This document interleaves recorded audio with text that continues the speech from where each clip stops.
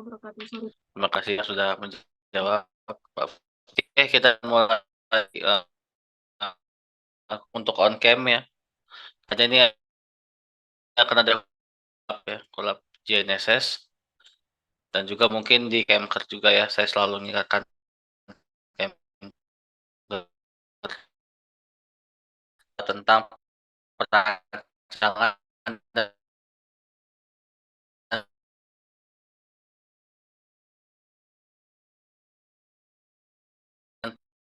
dan hubungin ya jadi Pak. Belah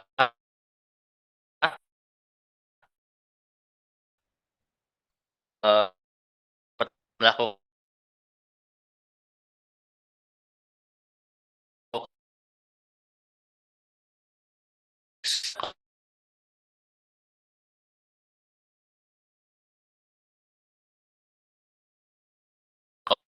akan update saya terserah gimana.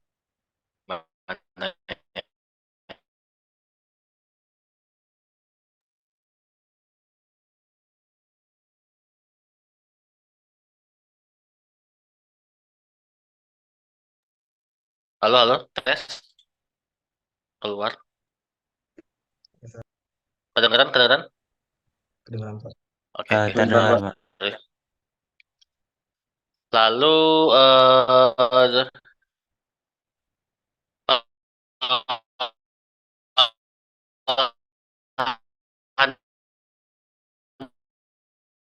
data itu nanti itu cara-cara untuk mengolah data secara online. Jadi kalian harus coba juga nanti. Jadi lakukan masing-masing, dibuat laporannya. Lalu yang kedua, mereview satelit LEO band ya, yang termasuk dalam SBAS atau sistem augmentasi berbasis satelit. Contohnya satelit base RTK, Omnistar, Starfire, dan lain-lain. Itu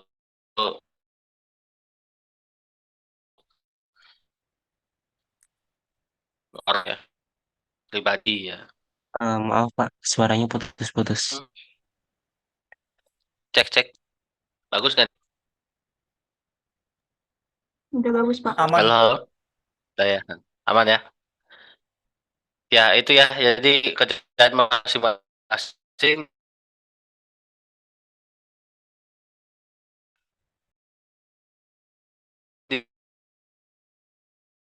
diskusi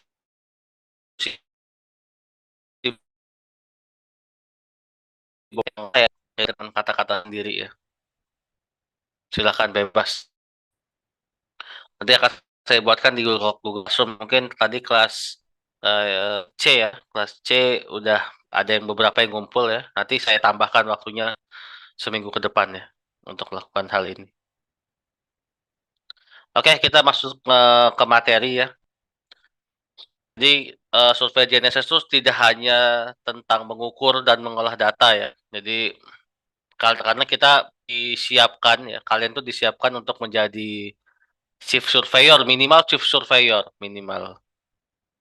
Maksimal ya direktur ya, atau yang punya perusahaan ya. Apa CEO. Wah, jadi kalian jadi CEO perusahaan kalian sendiri ya kan. Saya ingat saya 2021 kan kompak ya, mungkin nanti dari kalian membuat suatu perusahaan yang isinya anak-anak 21 gitu ya, bahkan bisa ngerekrut adik-adik atau kakak-kakak bahkan ya, seperti 2020 ya, belum lulus sudah buat perusahaan, bisa merekrut adik-adik bahkan kakak-kakak tingkatnya gitu ya untuk bekerja gitu ya.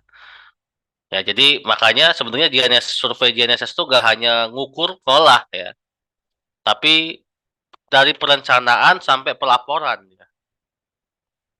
Jadi perencanaan, persiapan, akuisisi data, pengumpulan data, lalu ngolah datanya, lalu dilaporkan datanya, hasilnya gitu. Jadi tidak hanya ngumpulin data dan ngolah ya. Nah itu kalau kalian masih beranggapan necessary itu di sini aja kerjaannya kita, nah berarti kalian masih kelas senior, ya. Masih kelas yang ngapain ya jadi masih kelas SMA ya, SMK atau tidak lah, boleh. Dia hanya kalau hanya ngumpul data dan ngolah data ya, nah anak SMK kelasnya ya. Bukan meremehkan SMK karena ya eh, kita tidak diciptakan untuk itu ya. Tidak hanya untuk itu gitu ya.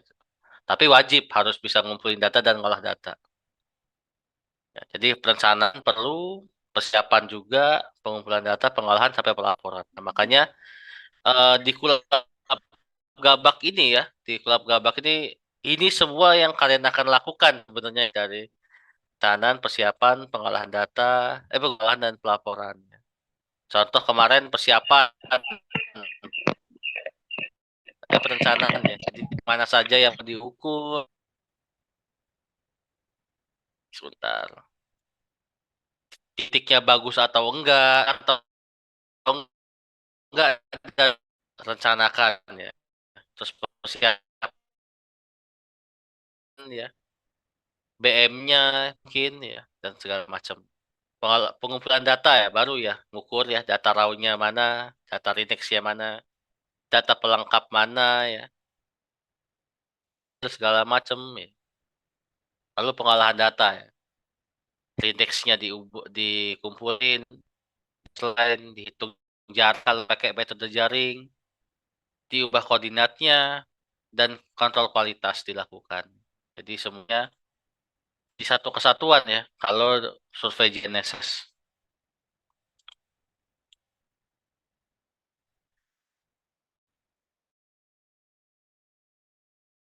Yang dari alat ya.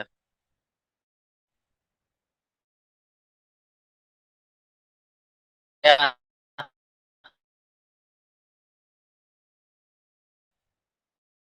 harus selalu memang harus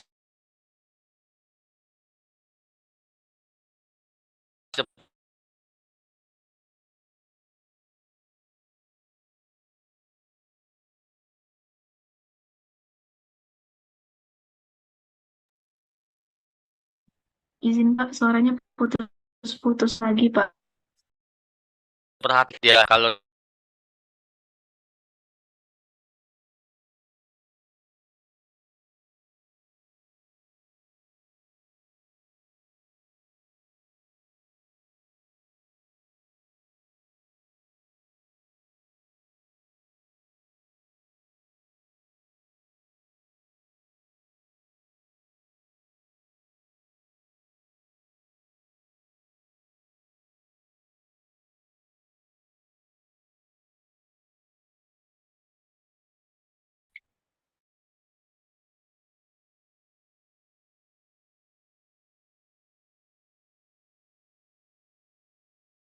tes halo halo kedengeran nih.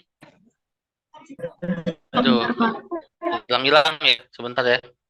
Saya coba lihat apa masalahnya ini. Sebentar. Headset. Oke. Kamera ya.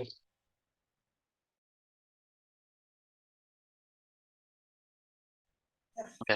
Oke. Oke, mungkin saya sambil matiin ini dulu deh.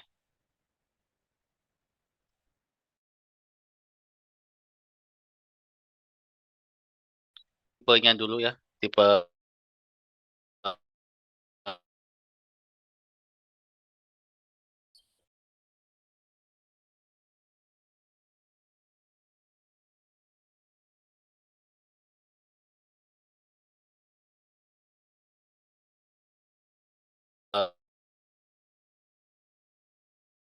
halo halo.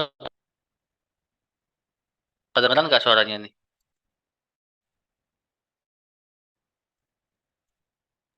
Sekarang terdengar Pak, tapi masih putus-putus gitu. Jaringan saya kayaknya ya.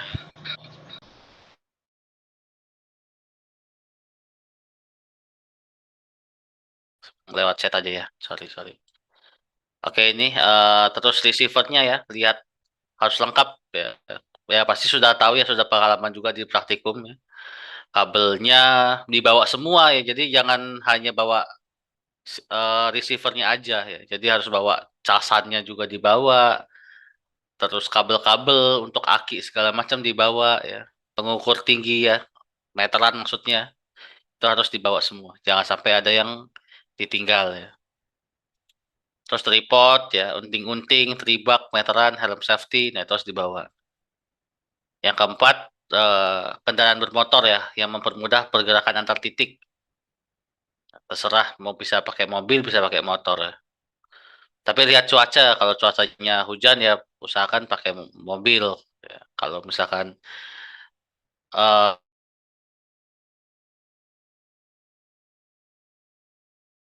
pelosok banget, mending naik motor sebenarnya. Kalau naik mobil susah. Saya pernah pengalaman di NTT itu naik mobil susah malah ya. Harus pakai motor. Bahkan dulu saya pernah harus naik kuda ya, untuk ke suatu lokasi ya. Pak, gak bisa naik motor Pak di sini Pak. Kalau mau ke sana, kenapa? Iya, becek banget. Nanti nggak susah susah ininya lewatnya. Terus naik apa Pak? Kalau mau ke sana harus naik kuda Pak sejam. Wah, udah nggak berani saya. Ayo udah Pak, saya menyerah aja Pak titiknya deh. Kita cari GCP lain aja Pak yang lebih masuk akal gitu ya. Nah, seperti yang kalian lakukan sebenarnya ya di Kulab Gabak ya. Di Kulab Gabak itu kan kalian nentuin ya, nentuin titik-titik masing-masing kelompok ya, titik masing-masing kelas. Belum tentu jalannya bagus ya. Sudah itu survei dulu atau langsung menentukan titik kemarin kronologinya? Oke dulu, Pak. Survei dulu ya, berarti tahu tepatnya ya. Ya gitu ya. Jadi kalau lokasinya dekat enak-enak aja ya. Jadi lah survei aja lah eh, tempatnya bagus apa enggak gitu ya. Tapi kalau misalkan nanti ada kalian ngukurnya di Papua misalkan atau di Maluku gitu. Kan nggak mungkin kita ke sana dulu buat persiapan ya. Jadi harus pakai Google Earth pada akhirnya. Gitu ya. Terus baterai cadangan ya. Jadi perlu juga ya. Atau casannya ya, casan GNSS-nya. Dan penunjuk waktu atau jam. Atau sekarang bawa HP aja sudah bisa ya. Komputer untuk mengolah data ya. Atau laptop. Lalu peralatan komunikasi, handphone, HT, atau lain-lain. Terus alat pengukur suhu, tekanan.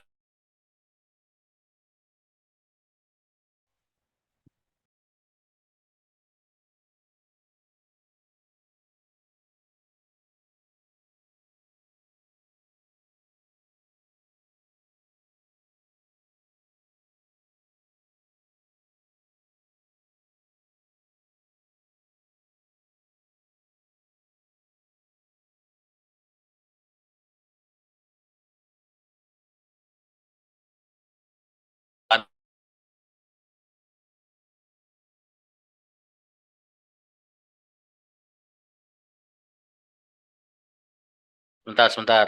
Ini saya harus pakai plan B kayaknya.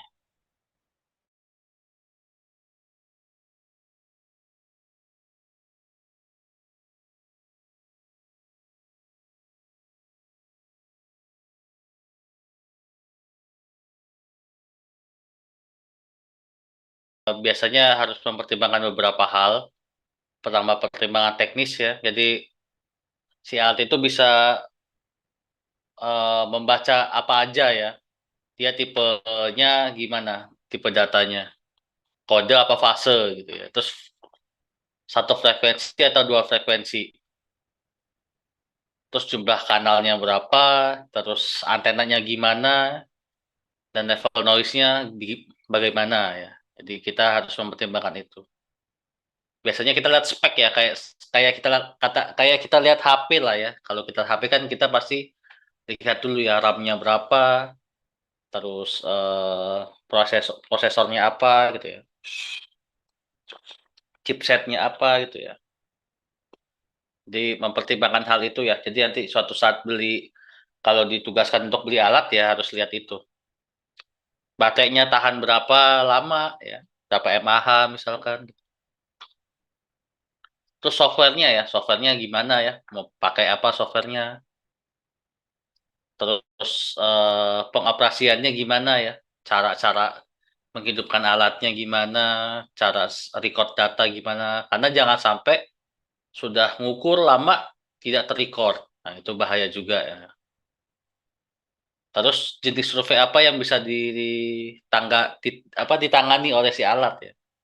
Apa hanya statik aja, apa bisa RTK, atau bisa PPP ya.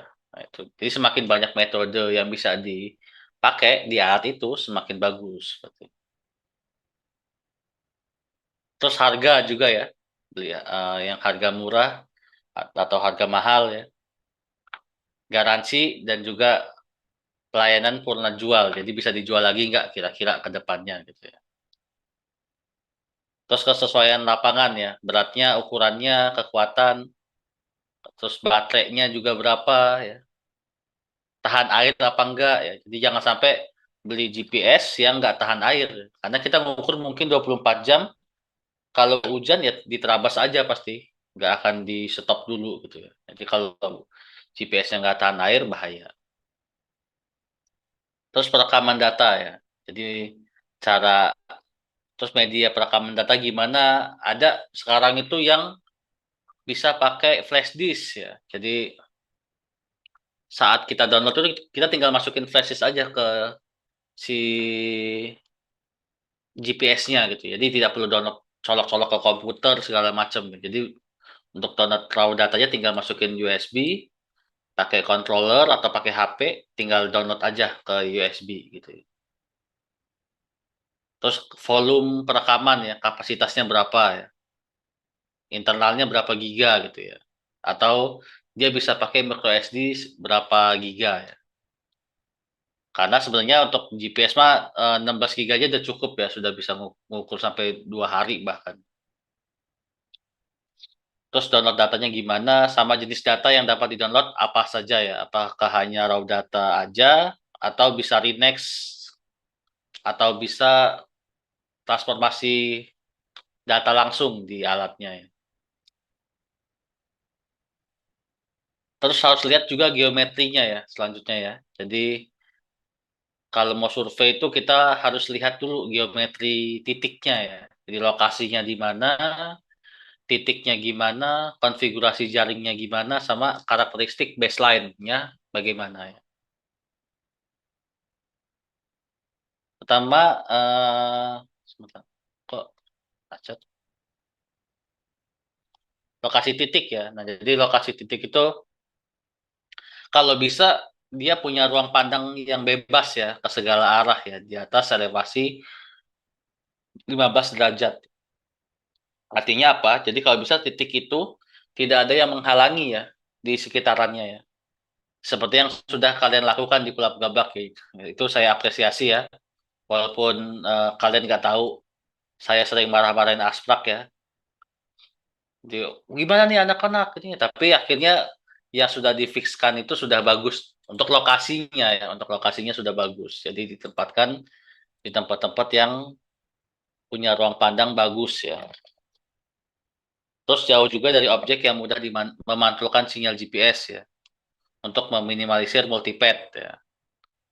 Terus jauh dari kabel-kabel listrik tegangan tinggi. Ya. Jadi kalau dekat tower PLN, dekat apa sih namanya tuh, sutet, nah itu jangan, karena pasti sinyalnya jelek. Terus kondisi dan struktur tanah yang stabil ya, ditempatkan di tempat yang stabil. Terus mudah dicapai ya, lebih baik dengan kendaraan bermotor. Ditempatkan di tempat tanah milik negara ya. Jadi jangan, kalau mungkin di Kulab Gabak di tempat-tempat warga ada, berarti kan harus izin ya. Jadi bukan hanya izin di sekecamatan ya, jadi harus izin juga dengan warga sekitar ya. Pak, kami numpang ya Pak mengukur ini, titik ini tujuannya buat kuliah bla bla bla gitu ya. Jadi harus sopan juga.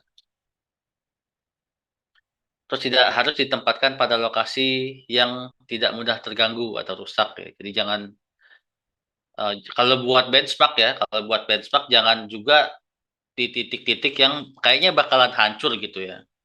Contoh, kalian buat titik di Tera misalkan, saya suruh buat titik, kalian buatnya di parkiran, bakal hancur nggak di parkiran? kalau kalian buat titik. Bakal hancur ya, karena mungkin aja orang nabrak, nanti lagi parkir nabrak BM-nya satu, geser, lama-lama hancur. Makanya kalau kalian lihat karakteristik BM di tempat kita, di Itera, di lokasi yang kayaknya mah tidak akan terganggu gitu ya. Contoh Eternal ya, siapa yang mau ke Eternal ya? Kalau nggak orang geomatika ya. Coba tanya anak sipil misalkan, tahu Eternal nggak lu gitu? Nggak mungkin. Kalau tahu berarti pacarnya orang geomatika berarti. Kalau tahu Eternal ya. Atau ITR 2. ITR 2 kan hanya orang GT yang tahu ya. Mungkin anak-anak yang ngambil mata kuliah pilihan di GT baru tahu ya ITR 2 ya. Itu aja yang udah aman tuh masih hancur ya karena ketabrak truk ya. Jadi harus ditempatkan di lokasi yang bagus. Tapi beberapa BM kita tuh ada yang hancur ya. Padahal kita buat saya dan Pak Arif dulu ya. Kami itu buat BM itu di lokasi-lokasi yang kayaknya mah nggak akan dibangun gitu ya.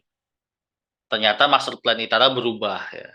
Tadinya di sini kosong, jadi ada gedung master plan baru. Jadi dihancurin. Ya. Itu sayangnya ya.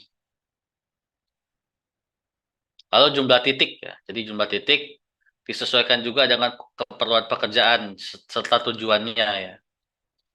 Titiknya pasti ada dua jenis ya, ada base ada rover. Ya, jadi mau kalian harus disuruh mengukur 100 titik ya, berarti harus ada 101 minimal. Satunya sebagai base, 100-nya rover gitu ya. Jadi minimal satu titik harus dijadikan sebagai titik datum dari survei GNSS yang koordinatnya diketahui dalam sistem koordinat WGS 84 ya. Bebas mau pakai BMBPN, PIG, PU. Kalau dia referensinya mengacu pada WGS 84 boleh dipakai berarti. Terus konfigurasi jaring. Nah, ini juga harus diperhatikan ya, bentuk jaringnya bagaimana ya. Kalau yang ini apa? Ya, sabar. Yang ini jaring apa radial? Radial. Kalau yang ini sama ini apa? Jaring. Jaring ya. Jaring yang lebih bagus yang mana? Yang nomor 2 apa nomor 3? Tiga. Nomor 3 ya. Karena lebih apa?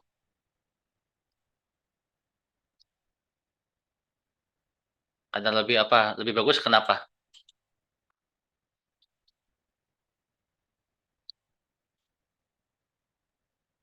Ayo, halo. Kenapa lebih bagus? Karena Lebih banyak titik yang terikat, Pak. lebih banyak titik yang terikat, boleh ya. Jadi lebih banyak ada hubungan antara titik satu dengan titik lainnya ya. Itu lebih bagus sebenarnya. Cuman jadi lebih lama mengukurnya ya. Nanti mungkin di Kemker harus kalau disuruh buat jaring ya harusnya yang seperti ini ya. Ya, seperti nomor 3 kalau mau buat jaring. Oke.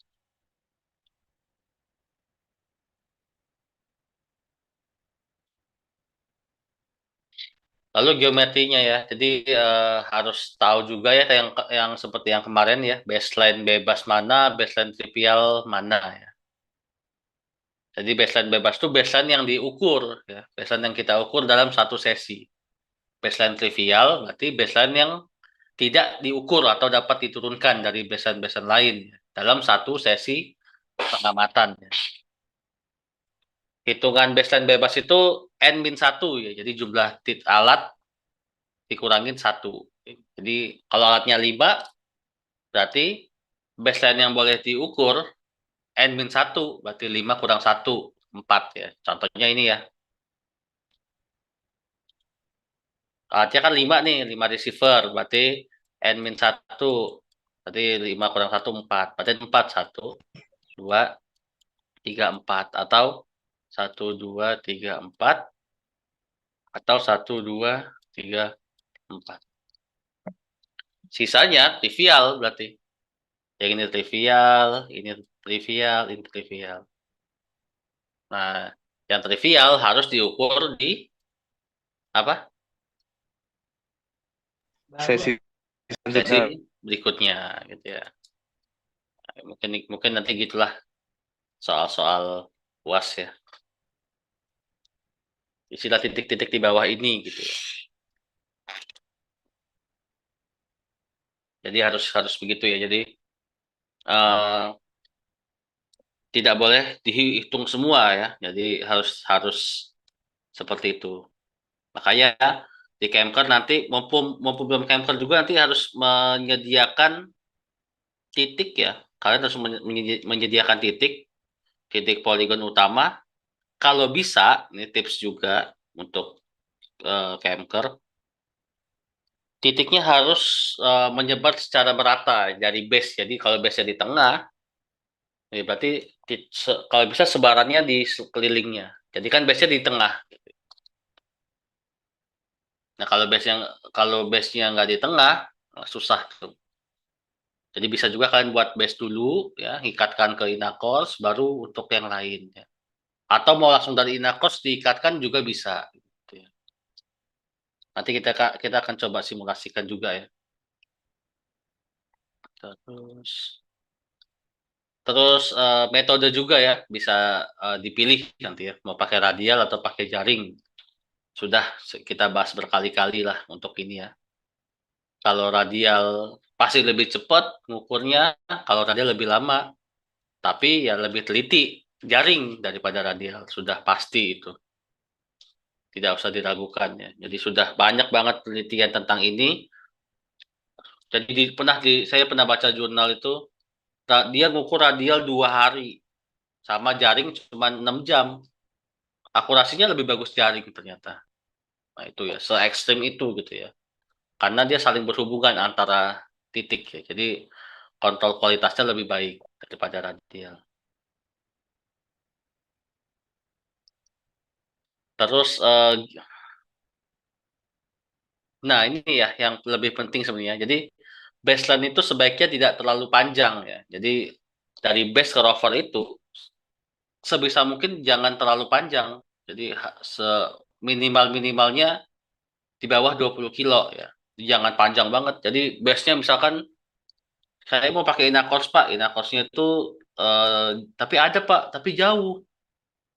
Kalau saya pakai Google Earth itu sekitaran 50 kilo Pak. Nah, kalau bisa jangan dipakai ya. Sebenarnya ya, kalau bisa jangan dipakai. Nah, jadi karena semakin panjang baseline, pengaruh kesalahan orbit dan refraksi ionosfer akan semakin besar. Ya. Jadi akan banyak kesalahan yang mungkin akan terjadi. Ya. Tapi ada tipsnya. Tips kalau dia lebih dari 20 kilo, ya pengamatannya lebih lama. Ya. Yang harusnya kalian hanya ukurnya 4 jam, ya kali 2, kali 3 gitu ya. 12 jam. Gitu. Nah, itu baru bisa dapat akurasi yang bagus. Baik itu pakai radial ataupun pakai jaring. Terus semakin banyak jumlah baseline bebas yang diamati, maka akan semakin baik ya.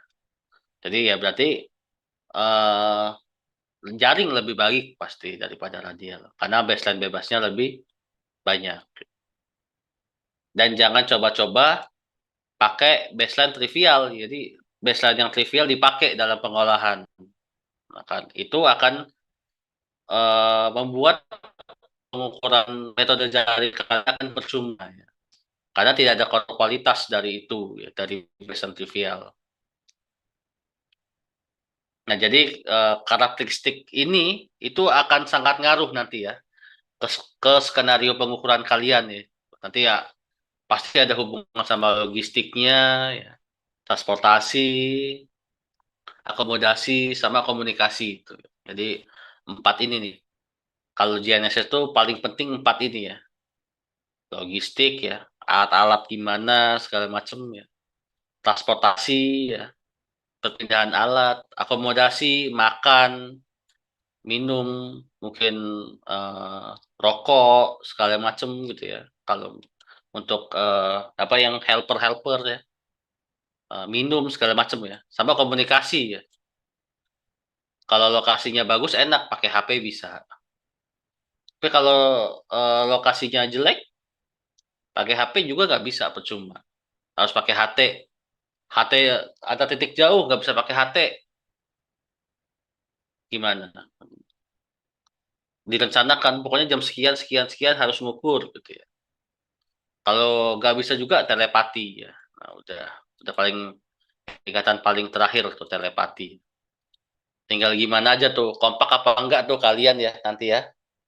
Tapi enak, alhamdulillah Kemker di Gili Mulyo aman ya sinyal ya. Udah pernah nyoba kan? Aman nggak di Gili Mulyo sinyal? Kayaknya aman ya, tapi nggak tahu ya. Nanti kalian dapat titiknya di mana ya? Dapat titiknya di perumahan-perumahan sekitar balai desa atau ditaruh di pelosok-pelosok sama Pak Ulin ya. Mau survei harus jalan 10 kilo dulu mungkin. Nah, itu nggak tahu saya nggak bisa jamin ada sinyal atau enggak ya. Oke, kita lanjut.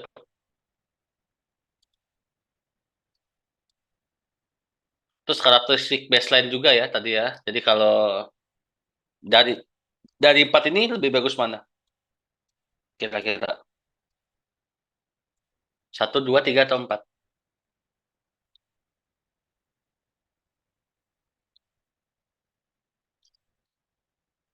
Kalau untuk metode jaring satu, dua, tiga atau empat?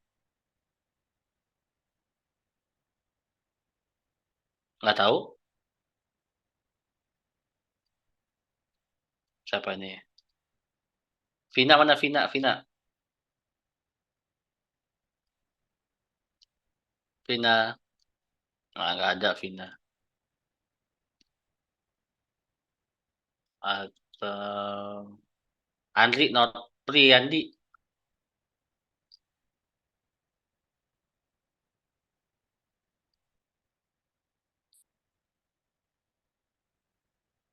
Mana Andri? Andri?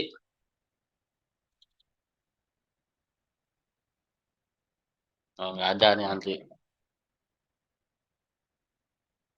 Ayo, yang bisa jawab ini. Bagus satu, dua, tiga atau empat untuk jaring.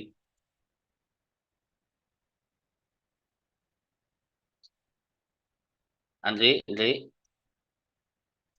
Ini ada dua orang di Andri ini. Andri. Pak, Halo, halo, siapa nih?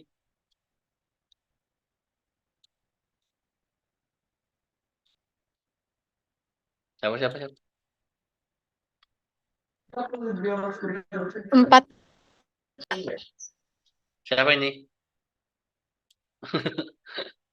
Tiba-tiba empat aja. Siapa, siapa tadi?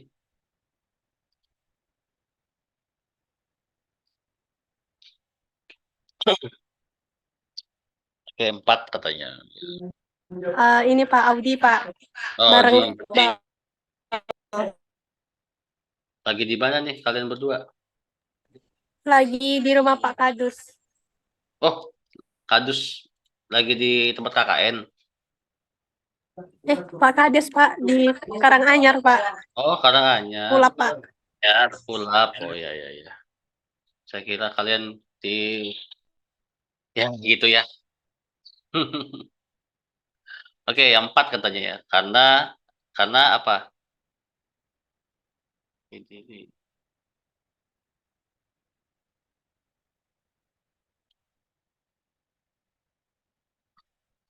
Kenapa? Kenapa? Kenapa empat? Kenapa empat? Iqbal.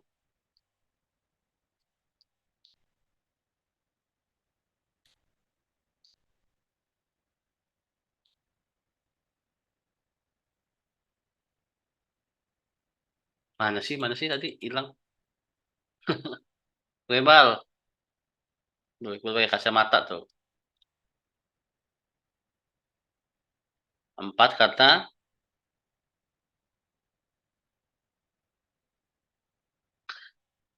Nah, karena baseline-nya lebih banyak ya, gitu aja ya. Lebih banyak daripada yang lain ya, baseline bebasnya ya. 2, 3, 4, 5, 6, 7, 8 ya. Ya, ada 8 baseline untuk metode ini. Nah, ini contoh ya. Jadi, eh, dari buku Pak Hasan tuh bilang ya, tadi dia meneliti tuh sama-sama jaring ya. Jadi ada jaring 1, jaring 2, jaring 3 nih. Nah, setelah diukur dan diolah ya, ternyata jaring 1 yang bawah, tuh yang paling bawah ya, itu punya standar deviasi yang lebih bagus ya. Sekitar 10 milimeteran ya, daripada yang jaring ketiga ya. Dia bisa sampai di atas 20 nih, 20 mili ya. Jadi pengaruh itu ya. Jadi untuk pengolahan data, pemilihan konfigurasi jaring ya. Jadi kalau salah pilih konfigurasi ya nanti hasilnya akan berpengaruh juga ya.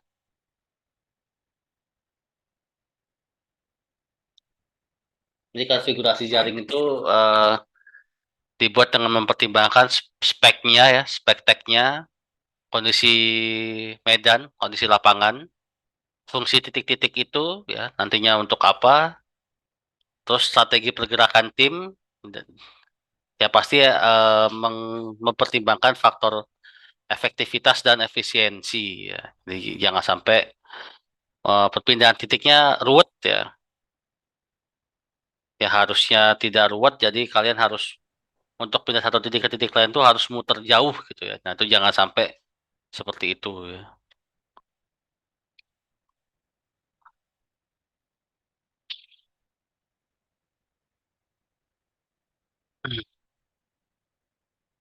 Jadi untuk kriteria yang bagus ya untuk memilih baseline, ya pasti panjang baseline-nya lebih pendek ya. Terus waktu untuk mencapai kedua titik ujung lebih cepat, sama kontribusi terhadap kekuatan jaring lebih besar ya. Contoh seperti ini ya. Oke, saya minta satu orang untuk menggambarnya ya, menggambar titik konfigurasi baseline-nya gimana? Ada yang bersedia? Dicoret-coret ya, pakai annotate ya. Gimana?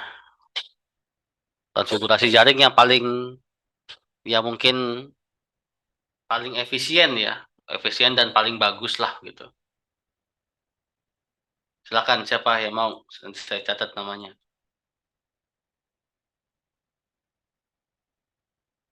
Siapa nih?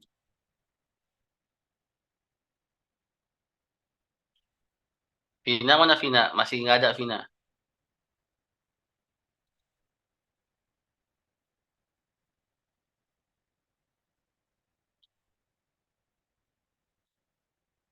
Nggak kuliah berarti.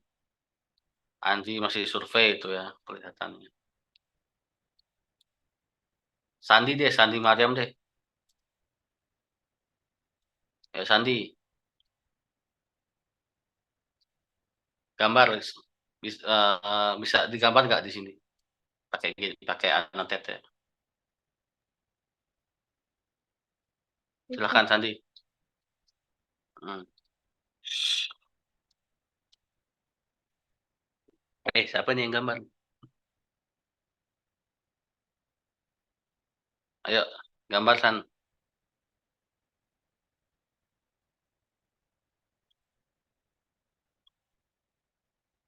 Hmm. Terus gimana lagi?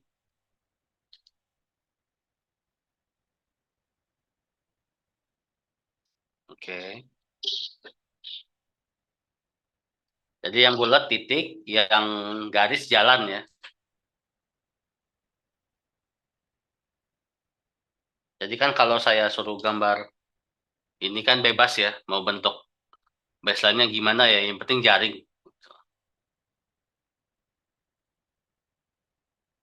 Oke. Terus ya,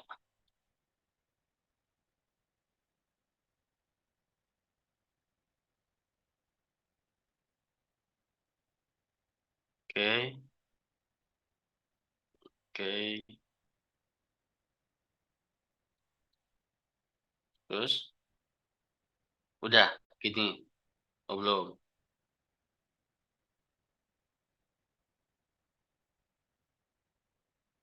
Oke.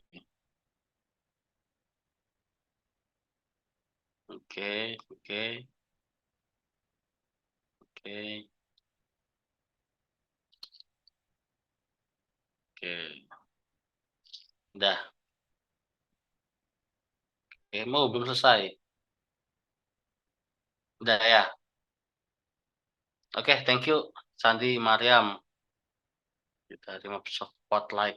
Oke, ada yang bisa ngasih komentar tentang ini? Apa yang kurang kira-kira? Ada kurang itu Pak. Di mana? Di gambar, Dian. Oh, ini ya. Ya Pak. Oke. Oke, ini konfigurasi baseline paling bagus ya. Tapi bukan paling efisien. Kenapa kira-kira?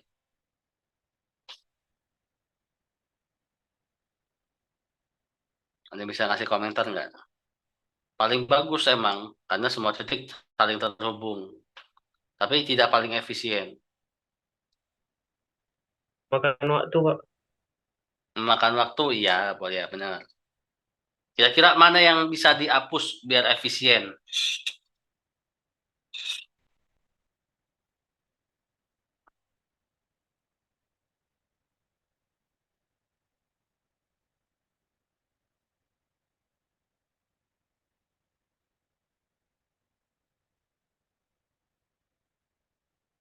Yang mana kira-kira?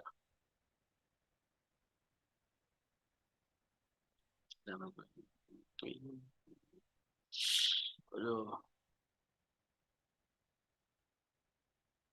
Mana yang bisa saya hapus mana kira-kira? Yang 3 di tengah-tengah itu bisa nggak Pak? Di mana? Ditandain dong. Oh, ini Bukari nandain satu nih. Bukan titik yang dihapus ya. Bukan titik yang dihapus. Ininya maksudnya baseline-nya ya. Jangan dihapus satu titiknya.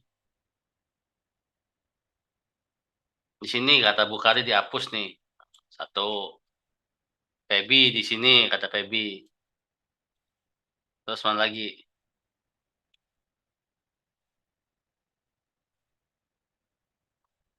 Sini kata M siapa nih? 2625. Oh, saya Marudut. Oh, Marudut ya. Terus udah ya, ini aja ya. Ini 1, 2, 3 ya. Kenapa kira-kira dihapus?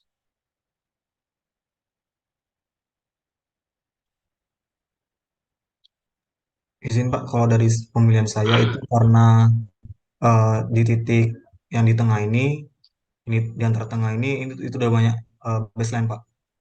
Gitu. Jadi kurang efisien saja kalau misalnya itu diikatkan ke titik selanjutnya yang di sini Pak. Gitu. Oh Kalau ya, oke. berdasarkan dari saya Pak. Oke, thank you Marudut ya. Benar ya sebenarnya ya. Jadi sebenarnya tanpa ada ini baseline ini itu sudah bagus jaringnya gitu ya.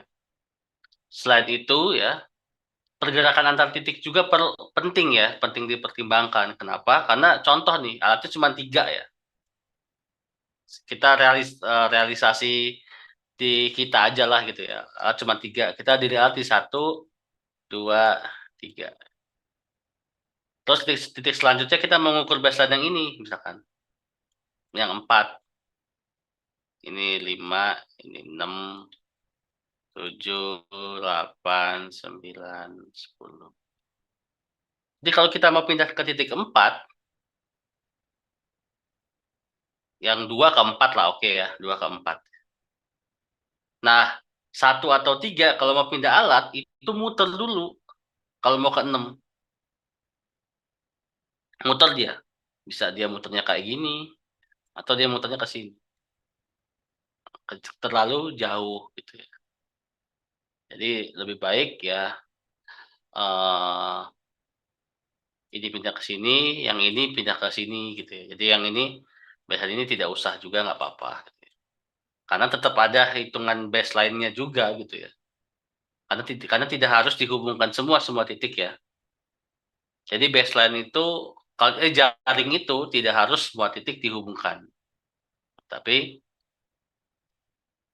kekuatan titiknya di mana? Nah, ini kan saya tidak mengatakan ya base-nya yang mana ya. Jadi kalau saya misalkan bilang base-nya itu yang ini, nah ini harus terhubung ke semua titik base-nya, titik terdekat ya. Sisanya baru buat sendiri ya. Tapi kalau saya bilangnya base-nya di sini, di 10, ya berarti yang harus ada itu ini, 1, 2, 3. Sisanya bebas, mau dia cuman lurus kayak gini aja, ya masih boleh gitu. Nah itu ya, jadi tidak harus dibikin semuanya. Yang penting efektif ya. Yang penting kalian tahu nih, kalau kalian pindah nih dari sini ke sini misalkan pindah alat, kan nggak mungkin tuh tanpa melewati jalan ya. Nah itu juga dipertimbangkan. Lama nggak sih muter dulu gitu. Mungkin saya sudah punya cerita ya. Jadi saya itu pernah mengukur contoh titik ini ke sini gitu ya. Cuman di sini tuh sungainya gede gitu ya. Sedangkan di sini jembatan itu harus lewat sini nih jembatan. Saya ilustrasikan di sini jembatan. Saya kalau mau ke titik sini, saya itu harus ke sini dulu. Nah itu lama banget. Apalagi naik mobil. Jalannya jelek banget soalnya. Nah makanya kalau memang mau gitu ya alatnya langsung dipindahkan aja ke sini gitu ya. Perpindahan alatnya harus bagus gitu ya. Se-efektif mungkin. Nah itu ya. Thank you tadi ya sudah mengasih atensi. Nah ini saya buat lagi nih. Jadi kira-kira yang mana yang paling bagus dulu deh. Yang 18, 17, 18, 16. Yang paling bagus.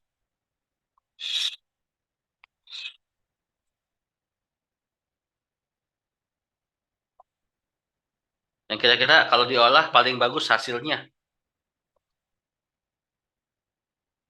Mana 17, 18, atau 19?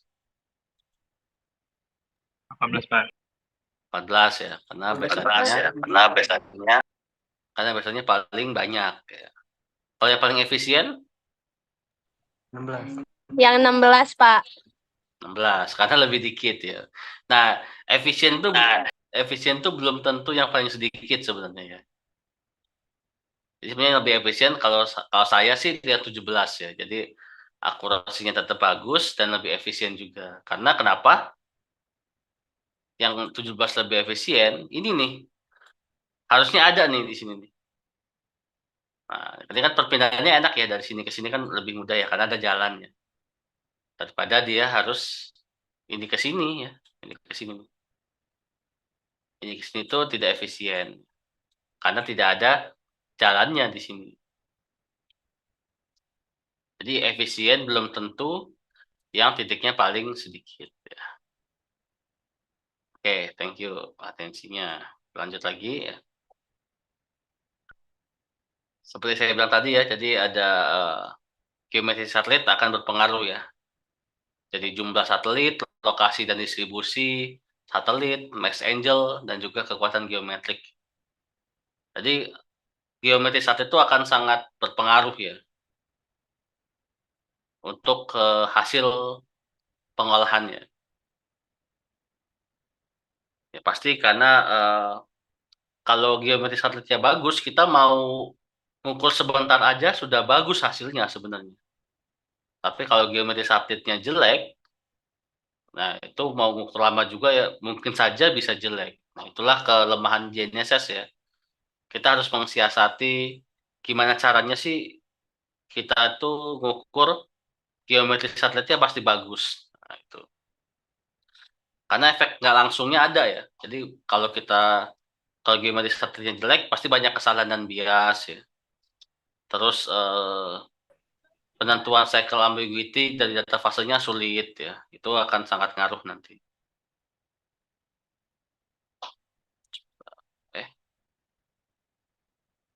Nah, pada prinsipnya ya, semakin banyak satelit akan semakin baik hasilnya ya. Jadi caranya ya, caranya untuk merencanakan survei GNSS ya. Jadi pilih selang waktu pengamatan yang jumlah satelitnya dapat diamati di atas horizon pengamat ya, yang paling banyak. Ya. Jadi pilih waktu ya. Jadi kira-kira di waktu-waktu apa dan selang waktu mana saja yang satelitnya banyak. Terus gunakan alat ya yang bisa mengamati seluruh satelit.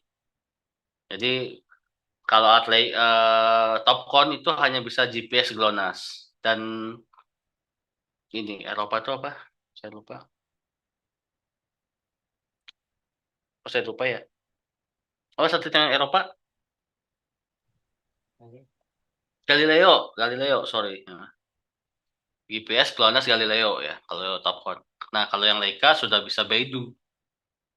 Nah, itulah bedanya ya. Terus pilih lokasi yang mempunyai ruang pandang bebas ke langit seluas mungkin. Jadi jangan ada hambatan titiknya.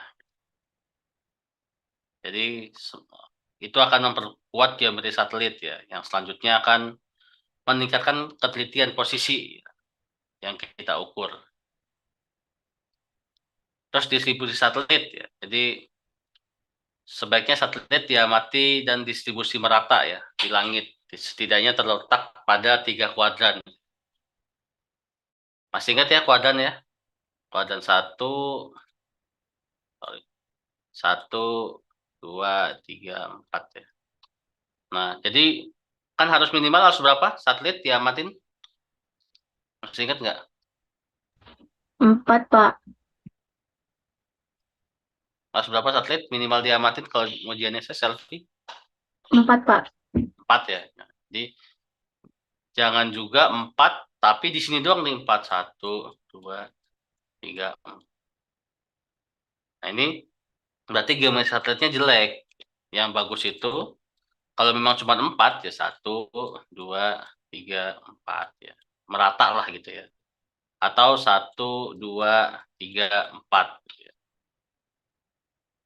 Nah, sebaik mungkin bisa tersebar ya di kuadran.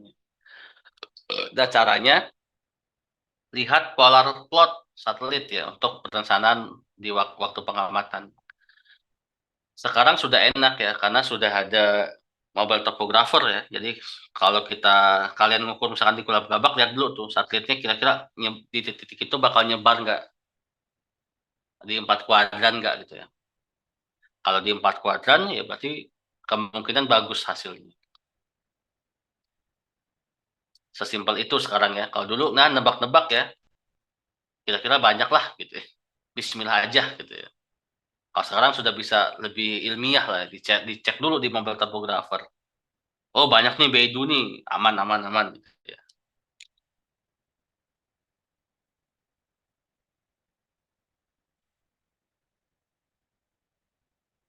Nah ini ya, jadi distribusi satelit tadi ya. Jadi kalau bisa dia terletak di 4 kuadran. Kalau dia hanya di 2 kuadran, walaupun jumlah satelitnya sama, konfigurasinya tidak merata ya, jadi tidak baik. Nah, ini contohnya ya, yang kiri yang bagus, yang kanan yang kurang bagus. Ya. Tapi dengan memperlama pengamatan, ya, dilamain pengamatannya, akan bagus pasti hasilnya. Nah pertanyaannya, pas Kulab Gabak berapa lama ngukurnya? Ini yang lagi di lapangan, berapa lama ngukurnya? 1 titik. 1 jam, Pak. Berapa? Lama? 1 jam, Pak. 1 jam, Pak. Sejam ya? Nah, oke. Base-nya berapa baseline-nya?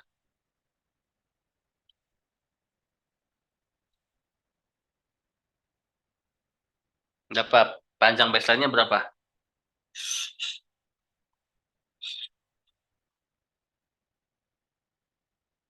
Ada yang itu nggak? Baseline-nya berapa? Saya kayaknya punya ininya ya, yang kalian Kulab Gabak, dosen asisten.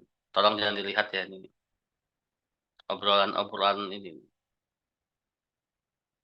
Set set set. Oh iya ini. Kita lihat ya. Ini kan ya? Benar nggak?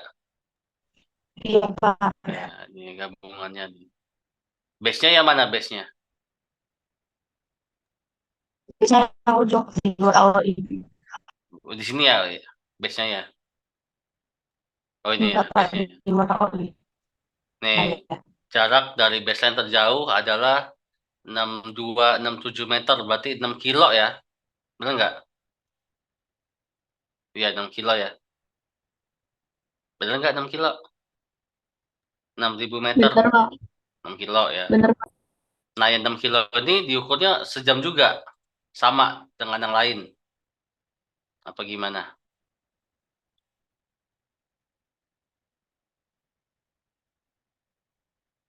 Ya, ini jangan. Kok jadwalnya nggak ada ya? Pak, sama, Apa, Pak? Nggak kedengeran. sama, Pak. Sama ya? Aduh, mana ya? Aduh, lupa. Nah, itu ya. Nanti mungkin ya, nanti ini prediksi saya ya. Ini prediksi saya. Kalau sama, berarti nanti yang di sini nih, KRA 05, terus IKRA 05, segala macam, itu nanti pasti lebih jelek hasilnya. Ya. Akurasinya pasti lebih jelek daripada yang KRA 10, IKRA 10 ya. Kenapa? Karena perlakuannya sama. Mau baseline-nya pendek, mau panjang, samain semua ya. Itu yang nggak boleh sebetulnya ya. Jadi ada aturan ya, ada aturan kalau baseline sekian itu ya lebih lama. Ya. Jadi semakin panjang baseline, semakin lama harusnya ukurnya. Ini akan dibahas di sini juga ya. Oke, kita lanjut dulu. Mas Angel ya. Mas Angel adalah sudut elevasi ya, minimum dari satelit. Jadi sebisa mungkin Mas Angelnya 10 sampai 15 derajat ya. Jadi ini yang tidak bisa teramati ya, yang abu-abu ya. Kalau yang putih yang bisa teramati. Jadi kita setting tuh. Kalau dia di bawah 15%, berarti dia tidak akan masuk satelitnya. Karena sangat-sangat rawan oleh multipath ya. Dan noise-nya pasti tinggi. Jadi sekalian dibuang. Ya. Dianggap datanya blunder. Ya. Tidak akan bagus untuk dijadikan data ya. Nah, lanjut lagi strategi pengamatan ya. Metode, waktu, lama pengamatan, dan pengikatan ke titik tetap atau ke base. Nanti strategi ini akan sangat berpengaruh ya. Tidak hanya pada ketelitian posisi, tapi juga ya pada aspek finansial, waktu survei, pergerakan personil, akomodasi, dan logistik. Contoh metode ya, tadi kita sudah banyak ya. Metode pasti sesuai dengan tingkat ketelitian posisi yang dimau ya. Kalau pakai statik sama kinematik ya pasti bagus statik. Pakai radial atau jaring pasti bagusan jaring. Pakai RTK sama pakai kinematik biasa pasti bagus RTK ya. Karena dia diferensial ya. Kalau kinematik absolut gitu ya. Nah, itu akan mempengaruhi semuanya ya. Lalu sesi pengamatan juga ya kalau di jaring ya, jadi akan berpengaruh juga ya. Jadi sesi pengamatan suatu selang waktu pengamatan di mana semua receiver melakukan pengamatan GPS atau GNSS secara simultan. Jadi mengamati secara bersama-sama. Pergerakan receiver juga berpengaruh ya. Jadi kalau ya seperti yang kita simulasikan di kelas kemarin ya. Jadi kalau mungkin kelas A ya kemarin ya, yang agak lain saya bilang ya. Jadi dia mau nyiksa surveyornya memang ya. Jadi dari titik dekat harus paling jauh jalannya gitu. Itu bisa juga. Tapi ya itu akan memperlambat pekerjaan sebenarnya ya. Jadi sebisa mungkin efektivitas harus di atas segalanya ya. akurasi, efektivitas. Ya. Jadi kalau survei apapun ya, survei fotogrametri, GNSS, series list ya. Yang pertama itu yang harus dilihat itu akurasi paling bagus mana. Kedua efektivitasnya baru. Jadi jangan efektivitas dulu baru akurasi. Salah besar ya. Jadi harus mempertimbangkan akurasi dulu. Terus strategi pengamatan untuk pergerakan receiver ya. Jadi pergerakannya gimana ya dari titik base ke sini ke sini ke sini ke sini gitu ya. Jadi harus diperhitungkan dalam perencanaannya. Jadi dibutuhkan alat komunikasi ya. Dan juga bahkan dibuat tabel-tabel ya. Jadi dari titik satu ke B, ke C, ke D, perorangan bahkan ya, per surveyor. Seperti yang sudah kalian lakukan ya. Saya kemarin tuh lihat ada ini, ada tabel ya. Tabel titik satu siapa sama siapa, ya, terus titik dua siapa sama siapa. Nah itu sudah lumayan bagus ya untuk hal itu ya. Terus ya perencanaan strategi pengamatan ya, jangan sampai ada baseline yang trivial ya. Terus kapan baseline jangan lupa diukur kalau jaring. Kita lanjut langsung aja. Terus waktu pengamatan ya, ini kita lanjut jadikan untuk 2 minggu ya. Waktu pengamatan juga harus memperhitungkan faktor-faktor berikut ya. Yang pertama jumlah satelit, berapa, kekuatan geometri satelitnya, aktivitas ionosfer dan lain-lain, yaitu dipertimbangkan. Aksesibilitas titik dan lama pergerakan antar titik berapa. Jadi waktu pengamatan akan mempengaruhi ketelitian posisi juga ya. Dan tingkat kesuksesan dari penentuan ambiguitas fase sinyal GPS. Contoh nih, dari lama pengamatan dulu deh.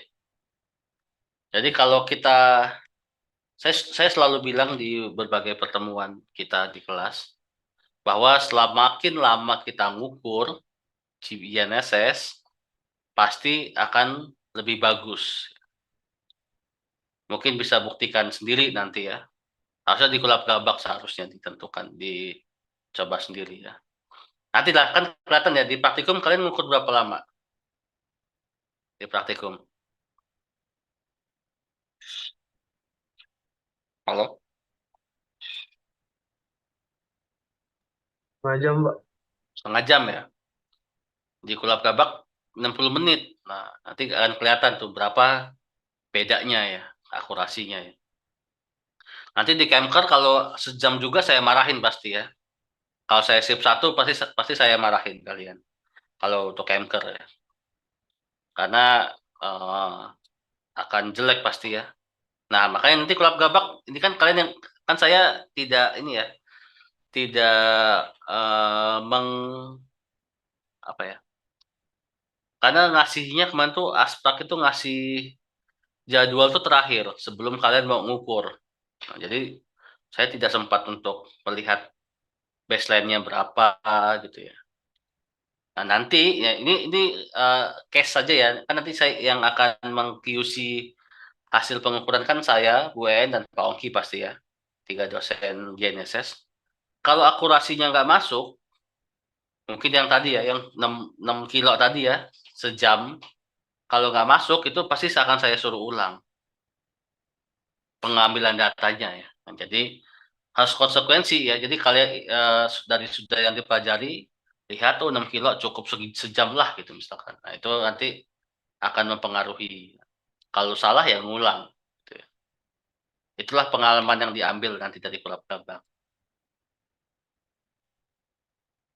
Panjang baseline ya, jumlah satelit yang dapat diamati, kekuatan satelit geometrik, aksesibilitas dan waktu pergerakan antar titik akan menjadi faktor ya untuk lama pengamatan. Nih, jadi ini berdasarkan buku ya, ini berdasarkan buku. Kalau kita rapid static ya di bawah 5 kilo itu kalau pada siang hari itu 5 sampai 10 menit cukup.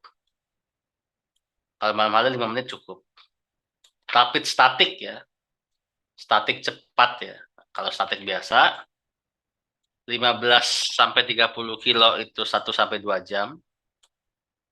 Kalau malam sejam. Nah, kalau di atas 30 kilo itu 2 sampai 3 jam. Nah, ini 10 sampai 30 itu 90 menit ya, atau sejam. Jadi kalau sesuai buku masuk.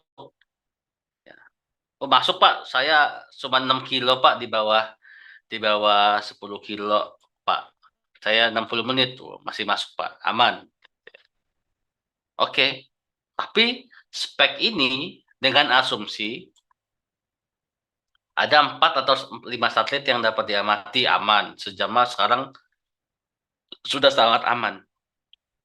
Terus GDOP-nya di bawah 8. Ya, jadi geometric dilution of position ya. Jadi bagaimana sih titik itu sebarannya bagaimana ya? Geometriknya gimana ya? Geometri satelitnya. Jadi kalau di bawah 8 masih bagus. Terus pengamatan pada siang hari dan level atmosfernya di relatif sedang. Nah, kalau misalkan ini asumsinya sama, ya berarti masih bagus mengukur dengan segitu. Ya. Nah, tapi berdasarkan pengalaman saya, ya, berdasarkan pengalaman saya, Bu EN, Pak Ongki, dan dosen saya ya, Pak Yayas, ITB ya. Ini tabelnya ya. Jadi kalau panjang baseline-nya 0 sampai 1 kilo itu 30 sampai 45 menit ya. Kalau 1 sampai 3 kilo 45 sampai sejam. Kalau 35 sampai 5 kilo itu 1 sampai 1,5 jam. Kalau 5 sampai 10 itu di 1,5 sampai 2 jam. Kalau 10 sampai 15 2 sampai 3 jam. 15 sampai 30 kilo 3 sampai 4 jam. Di atas 30 kilo itu lebih dari 4 jam. Ini pengalaman. Nah, asumsinya ya sama ya asumsinya ya. Jadi ada 4 satelit teramati pakai dual frekuensi, areanya terbuka, terus pengamatan di siang hari, level ionosfernya sedang. Nah, tadi kalau saya lihat ini, lihat perencanaan tadi ya. Kalau kalian ngukur sejam semua, sedangkan tadi ada di sini ya 6 kilo ya. Nah, itu harusnya dia mati minimal 1,5 jam sampai 2 jam. Minimal ini ya. Ini minimal. Untuk dapat ya di bawah 10 mili, di bawah 10 mili ya. Nah, tinggal gimana nih nanti ya. Ya semoga aja tidak ada masalah ya. Pasti diolah, aman Pak, 5 mili semua Pak, aman. Tapi kalau nanti di bawah 10 mili, di atas 10 mili maksudnya, sudah senti-senti, apalagi horizontalnya, ya itu mungkin tidak akan dipakai, jadi harus ngukur ulang. Gitu. Nah, jadi mungkin kalau misalkan nanti mau belum diukur, ya yang jauh-jauh, mungkin saran saya ditambahkan.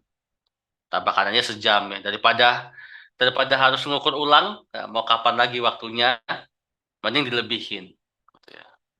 Itu saran saya. Jadi ini silahkan di capture atau dicatat nih berdasarkan pengalaman ya. Jadi lakukan, mau contoh ini boleh, mau tetap teguh pada pendirian juga boleh ya, nggak apa-apa. Karena sebenarnya kalau dari teori buku ya masih bisa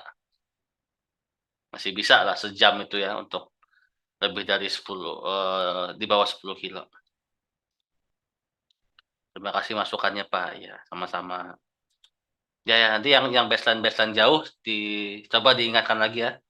Mungkin bukan di kelas A atau B yang dapat ya, kelas B mungkin yang nggak masuk di kelas ini, tolong diingatkan.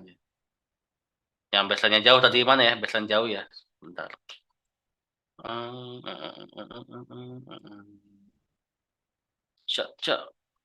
Oh, stop share lupa saya. Oh, salah.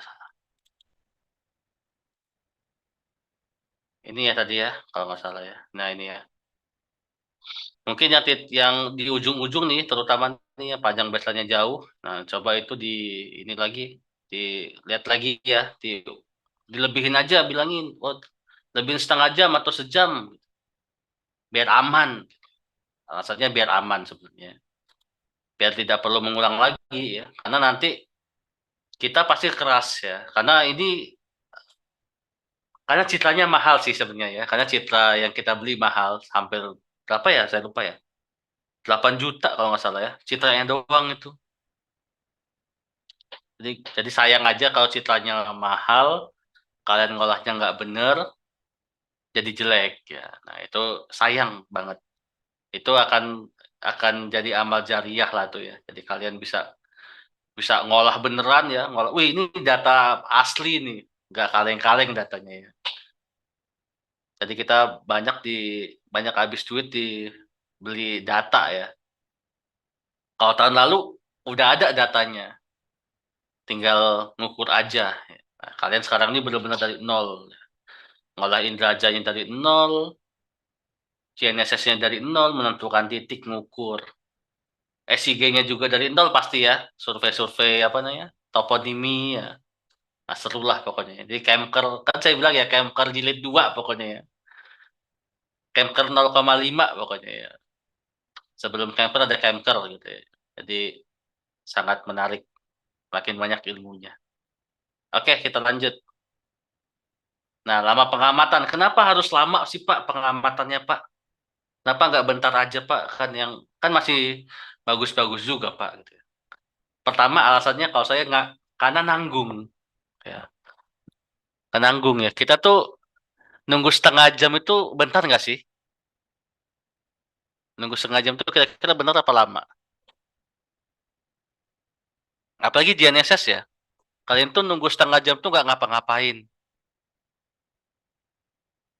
Jadi kalau misalkan kalian ngukur 1 jam, saya mau lebihin setengah jam deh. Kan nggak sambil belajar, nggak sambil mengamati, membidik segala macam ya. Nunggunya tuh cuma nunggu gitu. Cuma duduk, pelamun, atau duduk sambil minum, atau main game gitu ya. Jadi kalau saya sih prinsipnya gitu ya. Jadi nggak apa-apa lah nambahin setengah jam. Toh juga gabut nggak gabut lagi gabut-gabut juga gitu ya. Nah itu ya. Tapi kalau mungkin mungkin di praktikum gini pemikirannya, saya mencoba membaca pikiran kalian ya.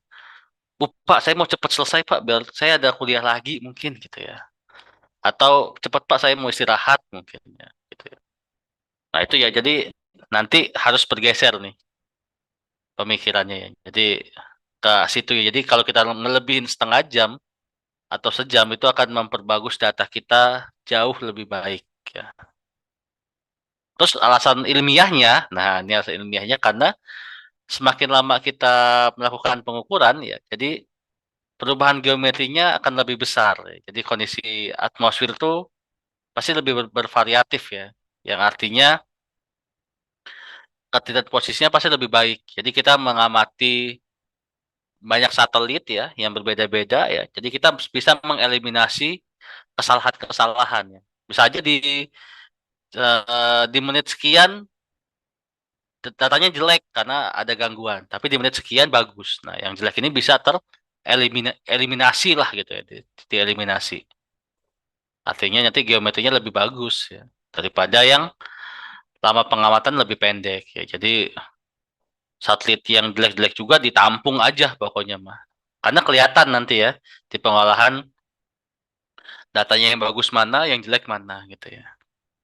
Kalau semakin lama pengamatannya, kita bisa milih data-data yang jelek bisa kita hapus. Kalau pendek, datanya jelek-jelek, kita hapus hilang datanya. Oh jelek-jelek nih, jelek-jelek-jelek. Pas dilihat tidak ada lagi datanya. Ya, sama aja bohong gitu. Itu yang harus dipertimbangkan. Terus interval data ya. Jadi kan kita bisa setting ya di pengaturan awal itu. Kita mau menyimpan data setiap berapa detik. Bisa per 10 detik, per 5 detik, per 1 detik pun bisa. Ya. Jadi interval data ya. Lebih kecil atau lebih besar. Kalau lebih kecil berarti per 1 detik, per 3 detik itu kita mengamati. Jadi data yang lebih banyak hanya meningkatkan presisi ya, bukan akurasi data ya. Terus efeknya juga filenya akan lebih besar ya. Linuxnya akan lebih besar ukurannya ya. Yang harusnya mungkin kalau interval 10 detik itu hanya 60 kilobyte. Kalau kita setting ke 1 detik itu bisa sampai megabyte gitu ya, satu data. Ya nggak besar sih, cuman kalau memory cardnya cuman 8 giga ya mungkin suatu saat bakal habis gitu ya. Jadi disettinglah sesuai spek aja gitu ya. Atau sesuai default aja 5 detik ya. Tapi kalau mau rapid static ya harus dikecilin interval datanya ya. Misalnya saya mau mengukur 15 menit aja gitu ya. Nah, interval datanya jangan pula setiap menit, jangan pula 60 detik ya. Jadi akan cuma ada berapa 15 data doang nanti. Nah, itu yang jangan dilakukan. Terus untuk metode jaring ya kita harus nggak hanya jaring sih, semua metode harus mengikat ke titik tetap atau ke base ya, atau titik yang punya koordinat. Nah di Kelab Gabak base-nya kemarin historisnya gimana? Saya mau tahu dulu, walaupun saya sudah tahu. Gimana? Dapat base-nya dari mana tuh? Ada yang bisa ceritakan? Halo, halo. Betul.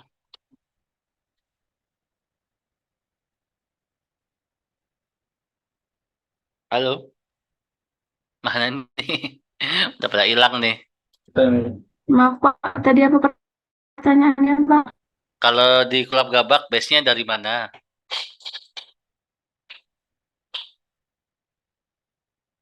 Penentuan base-nya dapat dari mana base-nya? Fitri deh, Fitriani nih. Spotlight. Fitri.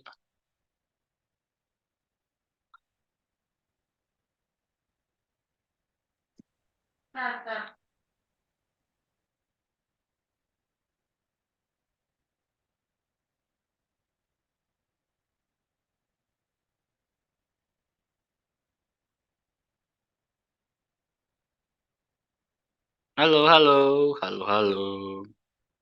Mana nih, mana nih?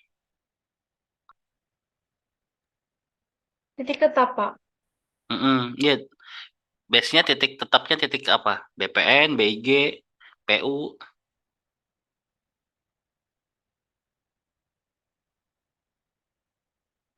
Izin jawab Pak, BM-nya BPN Pak. BPN. BPN. Oke, terus diukur dulu atau langsung dipakai dalam pengukuran Kelab Gabak? Diukur dulu Pak. Diukur dulu. Secara jaring apa radial? Radial Pak. Radial ya. Berapa lama tuh? Saya belum tahu yang itu malah. Kurang lebih 6 jam Pak kemarin. 6 jam. Udah diolah belum? Sudah Pak. Berapa hasilnya? Ininya, akurasinya?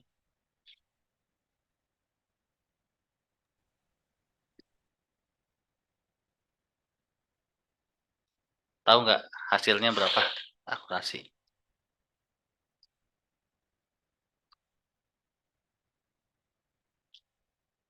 Ada yang tahu atau belum tahu?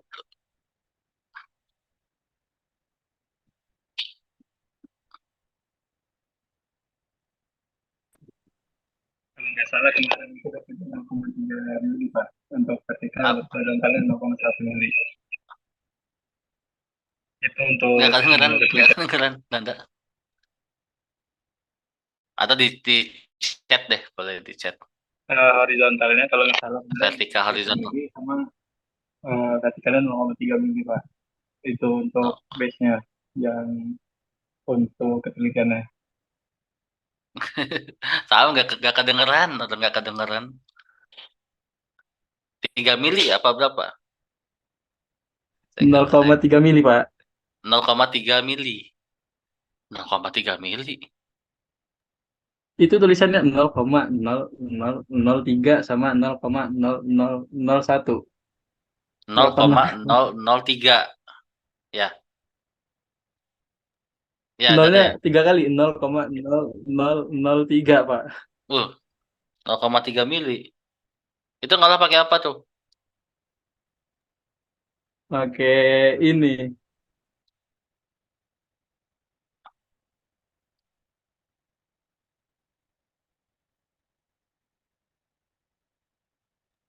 Itu Pak yang Leica apa ya? Lupa. Leica Infinity. Nah, ya Pak. Oh ya. Dan nanti kita lihat reportnya ya. Karena bisa sampai 0,3 mili saya juga surprise juga tuh. Oke. Jadi kalau base-nya sudah bagus ya aman ya harusnya ya. Yang penting base-nya ya, tapi yang pasti itu ya. Jadi hasil bentar. Di lapangan dan kecil. Nah, ya pasti nanti itu kalau harus dilihat juga pas ngolah yang jadi ada 2 project ya. Jadi project pertama itu pakai yang inakos terhadap base aja. Nah, sudah dapat hasil base-nya ya, baru dibuat radial untuk semua GCP ICP ya. Yang base-nya adalah si titik yang tadi ya, hasilnya ya, koordinatnya. Jangan sampai pakai koordinat pendekatan percuma jadi. Nah, ini ya, jadi strategi pengamatan untuk konektivitas titik ya. Nah, jadi ada 2 cara nih. Jadi jika titik tetapnya berada dari jauh dari titik dari daerah survei, maka strateginya adalah sebagai berikut ya. Bisa beranting, bisa langsung. Nah, ini contoh kemah kerja tahun lalu ya, 2 tahun yang lalu juga gitu ya. Jadi ini Giri Mulyo nih. Nah, mereka sudah buat jaringnya ya. Tapi inakosnya di sini. Saya mau ngangkat di sini Pak. Gitu. Karena nggak boleh inakosnya harus jaring juga. Nanti nggak boleh radial ya. Jadi buat titik dulu, dijaringin dulu nih ke sini. Dijaringin dulu satu sesi ya. Baru nanti selanjutnya antar mereka aja gitu ya. Nah, jadi bisa kayak gini, bisa gini juga. Titik tetap dibuat titik lagi di sini 1 2 3 diginiin terus diginiin baru selanjutnya gitu ya. Ini strateginya bisa bebas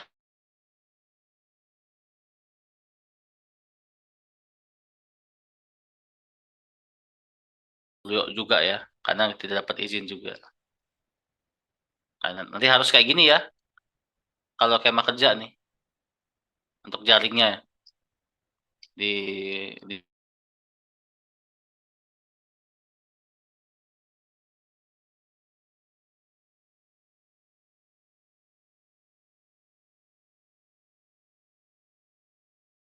karena kita mau dapat yang bagus. Oke, lanjut. Pengolahan data ya. Ini hampir-hampir mirip juga sama yang pertemuan yang lalu ya.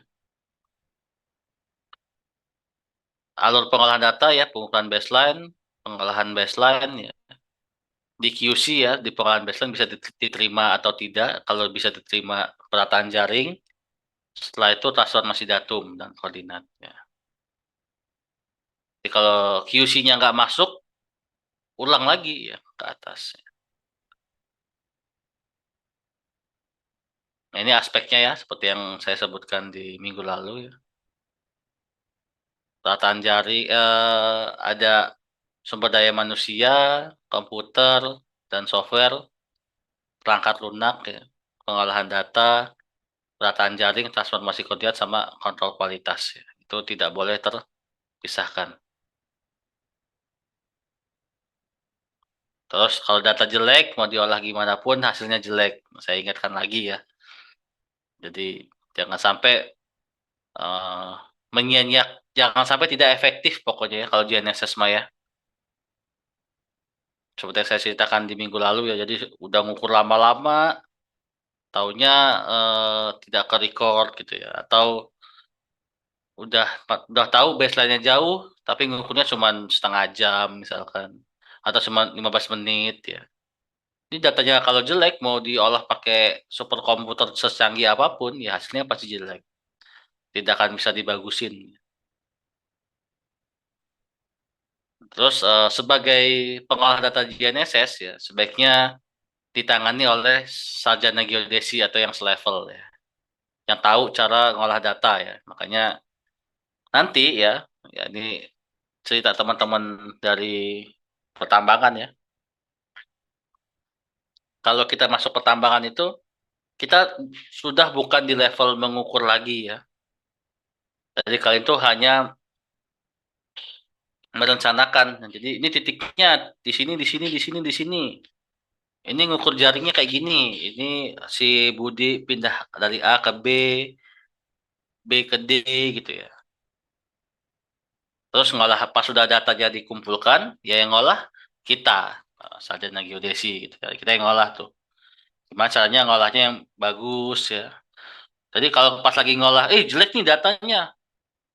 Apa datanya jelek nih, ulang. Jadi kalian tinggal nyuruh-nyuruh doang gitu ya. Itu kalau di pertambangan ya.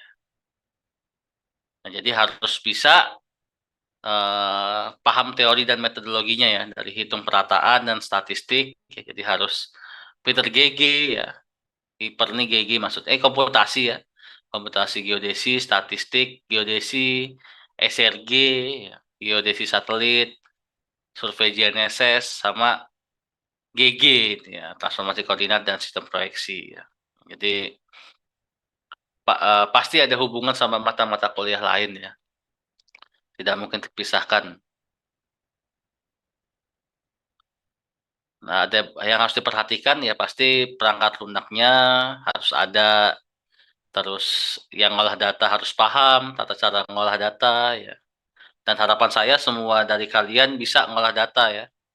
Dan nanti mungkin eh, saat responsi ya, nanti responsi setiap kelompok harus menyiapkan komputer yang ada softwarenya ya dan datanya ya. Jadi saya akan cobain kalian untuk ngolah data ya di responsi. Jadi jangan sampai, mungkin saya Bu En dan Pak Ongki akan sedikit galak nanti saat responsi karena ini 2020 ya, ternyata banyak banget yang nggak bisa ngolah data GNSS ya, padahal mereka butuh fotogrametri, butuh hidrografi ya.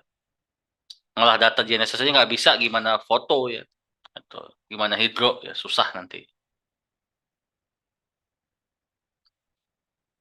Tadi pengolahan data jadi kita tuh bisa ngolah data di lapangan langsung ataupun di kantor. Jadi kalau ngolah data di lapangan ya kita berarti melakukan dua aktivitas utama. Yang pertama ngolah baseline, yang kedua perataan jaring ya. Di pengolahan data di lapangan diperlukan untuk mendeteksi secepat mungkin ukuran baseline yang tidak baik ya, sehingga pengukuran ulang dapat segera dilakukan. Kenapa ini dilakukan ya? Karena gini, kita ambil kasus seperti ini. Contoh kita kantornya di Lampung nih. Tapi kalian ditugaskan nanti mengukur di Maluku, misalkan Maluku Utara atau apa Banda Neira. Nah, di Banda Neira misalkan.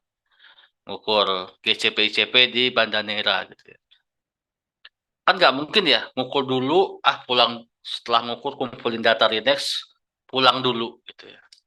Baru diolah. Nah, kalau kalau bagus iya. Kalau tiba-tiba sudah pulang datanya jelek misalkan. Waduh, 3 titik nggak masuk nih speknya. Mungkin nggak kalian bakal balik lagi ke sana. Mungkin aja ya kalau ada duitnya ya.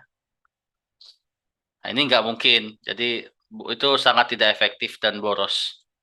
Jadi harus ngolah saat ngukur, setelah ngukur langsung diolah. Nah, jadi harus punya kemampuan itu ya. Ya kayak kulap gabak ini ya nanti ya.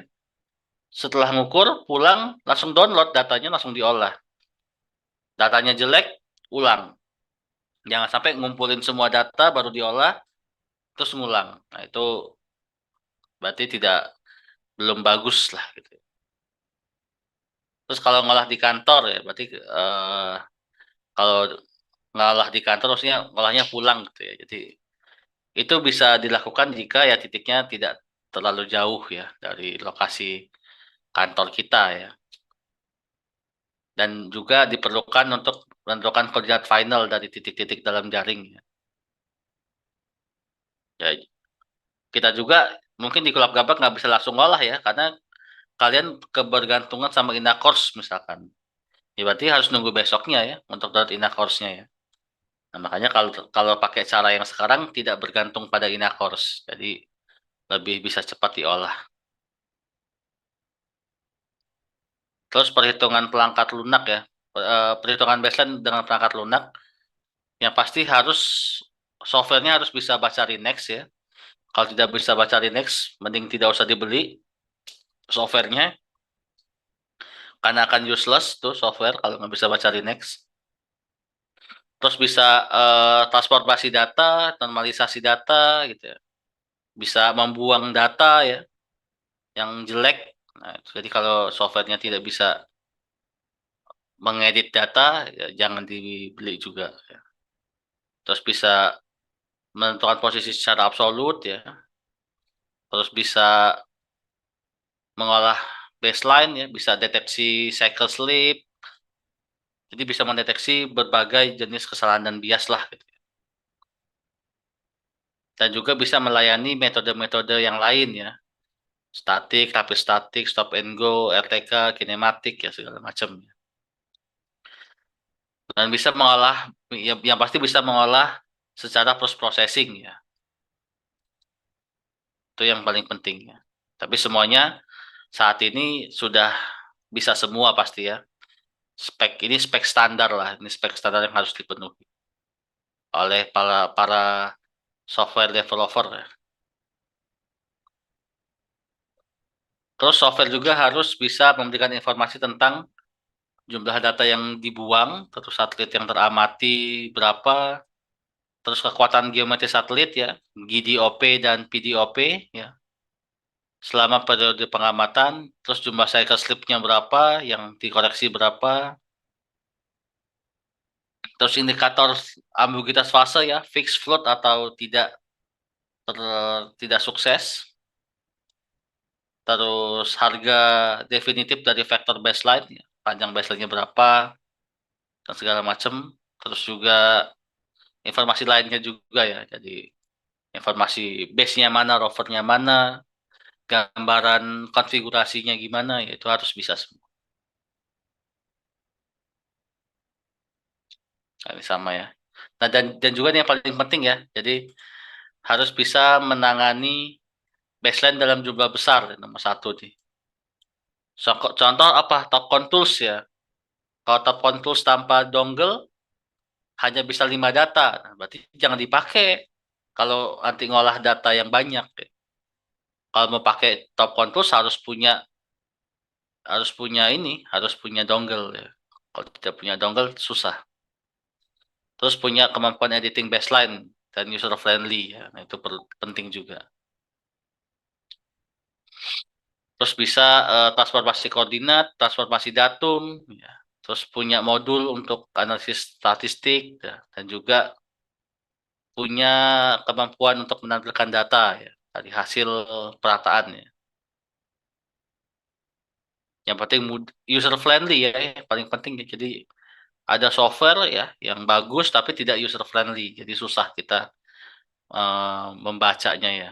Karena mungkin saja klien kita bukan orang yang mengerti geodesi ya. Sangat sering ya. Saya juga sampai sekarang juga dapat klien itu bukan orang geodesi justru ya. Dapat kliennya ya orang kehutanan, orang pertanian, orang sipil yang sering ya. Mereka mana ngerti ya malah GNSS ya. Jadi kita yang harus menjelaskan.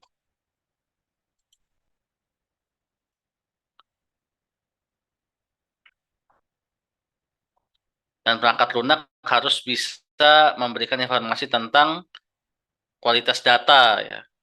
Kualitas data, terus semua vektor baseline-nya bisa dilihat. terus koordinat definitif dari semua titik sebelum diolah, dan juga yang paling penting elips kesalahan ya setiap titik dalam jaringan. Ya. Sudah pernah belum melihat elips kesalahan pakai Tab Controls?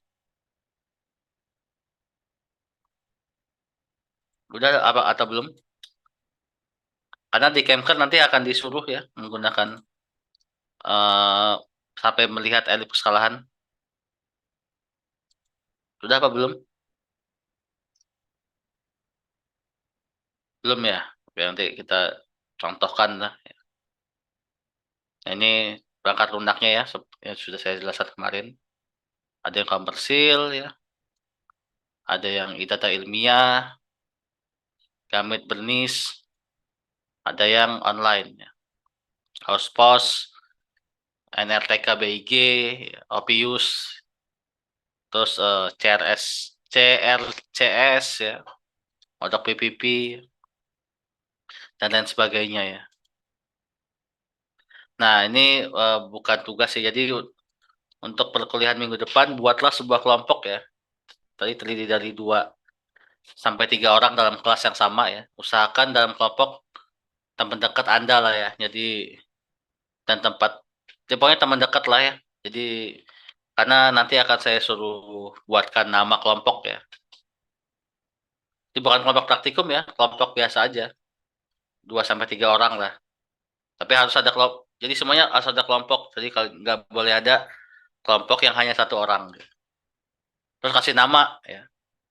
Ya, PT Geodet Sinar Makmur, contohnya. PT Geodet mencari geodet sejati, terserah lah ya namanya apa ya. Terus jadi dari pertemuan yang akan datang kelompoknya harus udah jadi ya. Jadi nanti kita akan buat semacam lomba ya, lomba tender ya.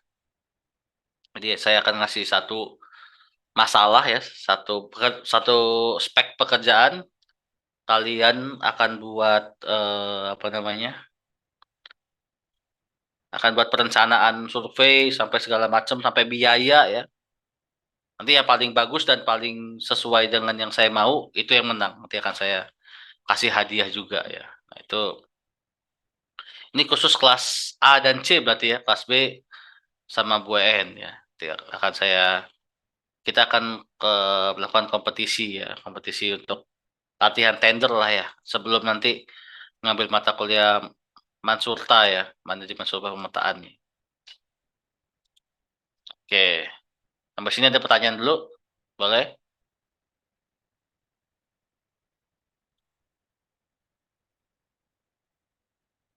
Saya kunci dulu ya ini kunci ya, lock meeting. Oke, saya lock meeting ya. Ya silakan. Kalau mau bertanya, saya persilakan. Oke.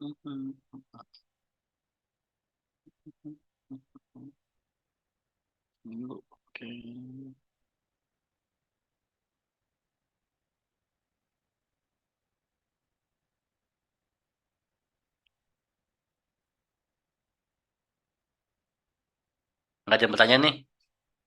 Kak, izin bertanya, Pak. Boleh, boleh. Berarti untuk minggu depan cuma persiapkan kelompok dong ya, Pak?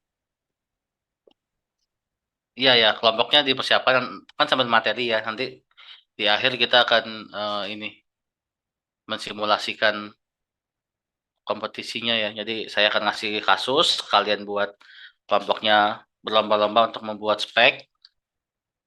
Lalu nanti saya akan tentukan siapa yang lebih baik perencanaannya ya. Di perencanaan dari yang tadi kita pelajari ya. Jadi gimana cara menentukan metodenya apa, terus waktu pengamatan berapa lama, setiap titik, sesi pengamatan gimana gitu ya. Lama pengamatan berapa gitu ya. Itu yang akan dikompetisikan. Nanti akan ada hadiah pastinya ya. Yang menang ya.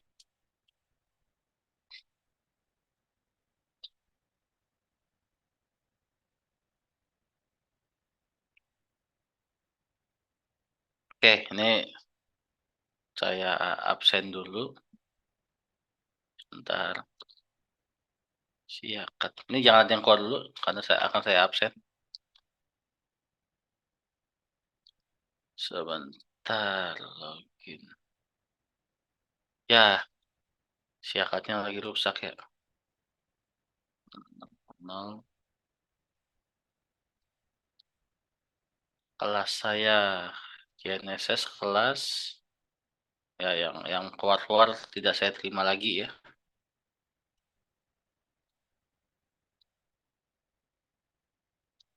Absensi perkuliahan ya ini.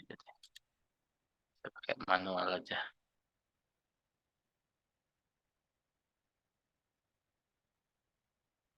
Ini cek ini. Oke, silakan depan kamera dulu. Pertemuan ke-13 ya. Ini kelas apa nih? RC dulu ya.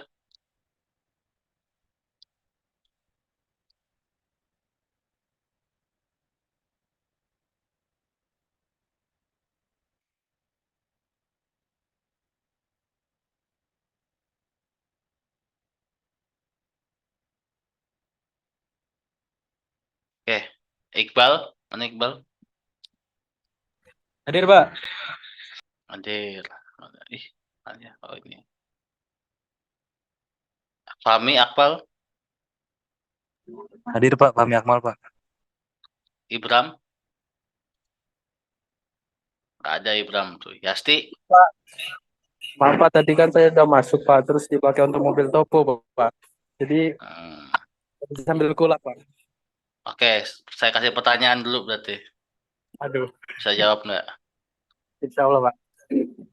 Oke, kenapa harus kenapa kalau ngukur GNSS harus lama? Ya, karena kalau semakin lama itu kan semakin banyak data yang masuk ya Pak dari satelit, jadi semakin bagus. Kayak yang pernah di statistika Pak Ulin, semakin banyak data semakin bagus hasil yang dihasilkan. Gitu Pak. Oke, Makin hadir. teliti. Oke, siap Pak. Makasih Pak. Yasti. Nggak ada. Juniati. Hadir, Pak. Siapa? Surya. Nggak Surya. Abdurrahman Latif. Alif. Latif lagi. Hadir, Pak. Mana? Itu Faris. Iya, ini pakai device-nya